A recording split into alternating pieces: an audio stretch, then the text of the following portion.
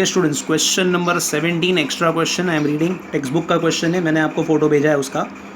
Auto parts limited has an annual production of 90,000 units, okay, for a motor component. The component cost structure is as follows. So 90,000 units produce करने के लिए एक कोई component use होता है, उसका cost दिया हुआ है. Material 270, okay,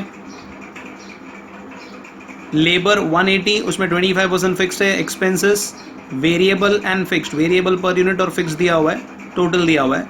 the purchase manager has an offer from a supplier who is willing to supply the component at ₹540 है स्टूडेंट्स, वो जरा बराबर टाइप नहीं हुआ है, ₹540. Should the component B purchase and the production stop. मतलब पहले में पूछा है हमें कि हम लोग प्रेजेंटली एक कोई यूनिट बना रहे, ऑटो पार्ट्स लिमिटेड एक कंपनी है, एक कोई यूनिट बना रही है, मोटर का एक पार्ट बना रही है, उसका कॉस्ट स्ट्रक्चर हमारा दिया हुआ इन्फॉर्मेशन. तो हमें एक ऑफर मिला है मार्केट में, एक सप्लायर है, बोला आप मत बनाओ, मैं आपको वो बनाकर बेचता हूँ और मैं आपको वो कितने में बेचूंगा, ₹540 में. मतलब हमें उससे कितने में मिलेगी वो चीज़, हमारे लिए कितना प्राइस है, मार्केट प्राइस कितना है उसका, 540. तो पहले हमको देखना है हमारे घर में उसका कॉस्ट कितना हो रहा है. अगर हमारा कॉस्ट ज़्यादा हो रहा है तो it's better that we purchase ना, तो अपना उतना टाइम, एफर्ट्स, रिसोर्सेज बच जाएंगे. ठीक है, तो लेट अस चेक दैट. तो वो पहला वाला क्वेश्चन में पूछा हुआ है ए पार्ट में. बी पार्ट में क्या पूछा हुआ है, assume the resources now used for this component manufacturer are to be used to produce another new product which has a selling price of 485.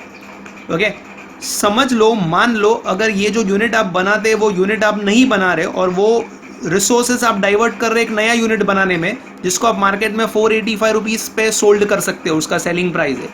और इसे बनाते वक्त आपका मटेरियल कॉस्ट भी कम हो जाएगा. कितना हो जाएगा, ₹200 पर यूनिट हो जाएगा. इसकी भी 90,000 यूनिट्स की ही डिमांड है, okay, which can be produce at the same cost as above for labour and expenses. बाकी सब खर्चे वही रहेंगे, खाली मटेरियल चेंज होगा, 200 पर यूनिट हो जाएगा. डिस्कस या डिसाइड या take a decision whether it would be advisable to divert the resources to manufacture the new product on the footing that the component presently being produced would instead of being produced be purchased from the market. जैसे market में हमें offer ही है ना 540 का, तो इन्होंने ऐसा बोला है क्वेश्चन में कि से फॉर एग्जांपल आप यहाँ से वो कंपोनेंट खरीद लो 540 के दाम पर और ये बनाने में टाइम वेस्ट ना करो और उल्टा वो टाइम आप दूसरे प्रोडक्ट बनाने में यूटिलाइज कर दो, वो आपका टाइम और रिसोर्सेज, और उसको 485 के दाम पर सोल्ड करो. तो आपको वो बेनिफिशियल रहेगा, प्रॉफिटेबल रहेगा वो वेंचर, येस और no, you have to decide, you have to take a decision on the basis of that. तो पहले हम लोग प्रेजेंट कॉस्ट स्ट्रक्चर हमारा देख लेते हैं. पहले ए पार्ट का आंसर करते हैं कि हमें वो प्रोडक्ट खरीदना चाहिए या नहीं खरीदना चाहिए, और फिर सेकंड में हम आंसर करेंगे कि अगर हम खरीद लेते और वो रिसोर्सेज डाइवर्ट करते तो वो प्रॉफिटेबल वेंचर होगा या नहीं. तो let us calculate students, let us solve this question which I have already solve for you. मैं आपको उसे एक्सप्लेन कर देता हूँ. I hope so the view is very much clear to you students. Fine.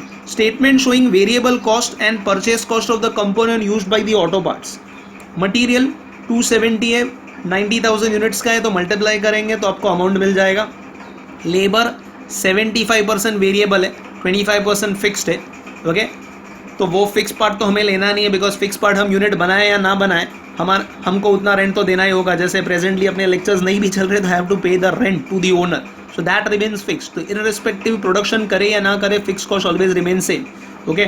तो 75% दैट इज 135, मल्टीप्लाई करेंगे that is 1,21,50,000.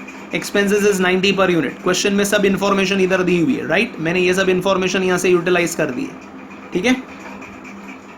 So total variable cost आपका कितना हो रहा है students, 495. 495 is your total variable cost, और टोटल वेरिएबल कॉस्ट का amount भी मिल गया. Cost of purchasing the component हमें कितने में मिल रहा है स्टूडेंट्स, 540 के दाम से मिल रहा है. हम घर में बना रहे 495 में स्टूडेंट्स, हमें मिल रहा है कितने में, 540. तो घर में बनाना ही बेटर है यार. 495 में बन रहा है, मार्केट में से खरीदेंगे तो 540 रुपये, मतलब एक्स्ट्रा कितना देना पड़ेगा, 45 रुपीज़. तो 90,000 यूनिट्स पे हमारा लॉस हो जाएगा कितना, 40,50,000, 40,50,000 का लॉस हो जाएगा. So it's better that we should continue with our production rather than purchasing from the market, because that is not a profitable venture. It is concluding into a loss. तो वही conclusion यहाँ पर हमें लिखना है, okay? तो conclusion लिखा है, it is assumed that fixed cost will remain same whether we produce or purchase the product.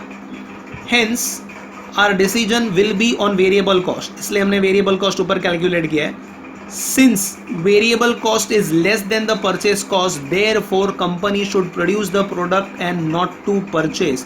तो खरीदना नहीं है, जैसे काम चल रहा है वैसे ही चलने दो, उसी में फायदा है. तो 540 प्राइस में हमें जमेगा नहीं. तो अपना पहला वाला ए वाले आंसर में we are continuing with our normal production, we are not going for purchasing the component. Is that clear? पहला पार्ट समझ में आया, ए पार्ट.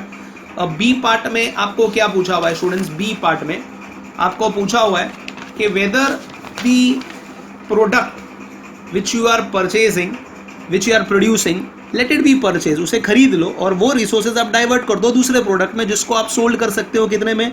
485 के दाम पे सोल्ड कर सकते हो. तो यहाँ पर वही बोला statement showing contribution from the new product. तो अभी इसमें देखते हैं ये प्रॉफिटेबल वेंचर है कि नहीं. सो 485 पे सोल्ड करेंगे. मटीरियल लोगों ने बोला है क्वेश्चन में चेंज हो जाएगा, कितना हो जाएगा? इधर क्वेश्चन में बोला हुआ है it will be 200, right. So revise 200, बाकी सब कुछ वैसे ही रहेगा. लेबर वैसे ही 75% लेना है हमको, 180 का 75% लेना है बिकॉज 25% फिक्स्ड है. तो 75% ले लिया. You can check on your calculators, 135 आ रहा है. एक्सपेंसेस वैसे ही रहेगा 90. Total variable cost is 425.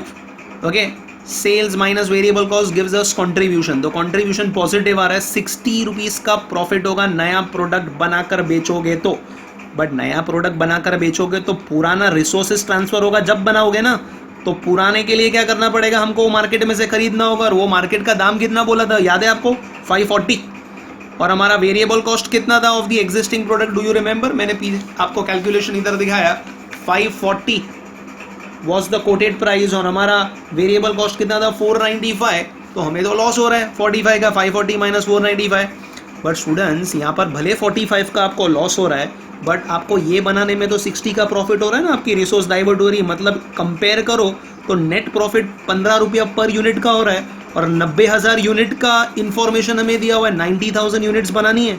तो 90,000 इंटू 15 पर यूनिट करो तो इट्स अ प्रॉफिटेबल वेंचर. इधर कंक्लूजन में देखो मैंने बताया है, इफ दी कंपनी, एक मिनट स्टूडेंट्स, ठीक है, if the company diverts its resources for the production, okay, of another new product, it will be benefit of rupees 15 per unit. okay, तो benefit हो जाएगा स्टूडेंट्स. कितने का benefit हो जाएगा? 15 रुपया पर यूनिट. कैसे समझ में आया ना? 60 minus 45, 15 per unit. Therefore on order of 90,000 units, calculator ले लो, 90,000 इंटू 15 करो, 90,000 इंटू 15, सो 13,50,000 से प्रॉफिट बढ़ जाएगा students. Therefore it is advisable to divert resources to manufacture new product and to purchase the existing product component from the market. तो better है आपका present आप जो बनाते थे वो बंद करो, वो मार्केट पे से खरीद लो 540 के दाम पर. भले उसमें 45 रुपये का लॉस हो रहा है, बट आपकी रिसोर्सेज जो डाइवर्ट हो रही है उस पर आपको प्रॉफिट हो जाएगा 60 का. मतलब net profit is 15 per unit. तो 90,000 यूनिट पे there is a profit of 13,50,000. ज़्यादा यूनिट का और भी ऑर्डर आया तो और प्रॉफिट बढ़ जाएगी आपकी स्टूडेंट्स, क्योंकि 15 रुपया पर यूनिट का profit is that is fixed. So it's better that we should purchase the present component, okay, and we have to divert our resources for producing the new product which will give us the contribution of 60 per unit and the net profit of 15 per unit, that is 13,50,000. I hope so. ये question आपको समझ में आया.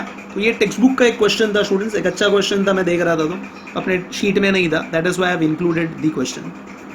Hope so ये chapter आपको अच्छी तरीके से समझ में आ गया students. Okay, there were some problems, okay, because जैसे मैंने बोला लिमिटेड रिसोर्सेज है हमारे पास, बट जितना बेस्ट हो सका I have done that. Okay, hope so you like the videos. Okay, आप गो थ्रू कर लो और बाद में हम लोग एक लाइव लेक्चर हम लोग मिलेंगे और जो भी आपका डाउट्स डिफिकल्टीज होगी तो वो क्लियर कर लेंगे. एक जूम करके एक ऐप है, वो आप डाउनलोड कर दो, उसका पासवर्ड वगैरह मैं आपको भेजता हूँ. तो एक लाइव वीडियो में हमारे जो भी डाउट्स स्टूडेंट्स करेंगे तो वो हम लोग क्लियर कर लेंगे.